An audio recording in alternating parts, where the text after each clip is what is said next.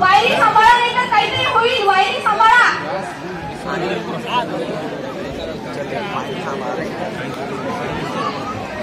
आपल्या भीम बांधवांनी जरा गोंगाट कमी करायचा आहे. वायरी सांभाळायचा आहे. जेव्हा आपला इतिहास बोलता इतिहास उसका सबक शिकत आहे.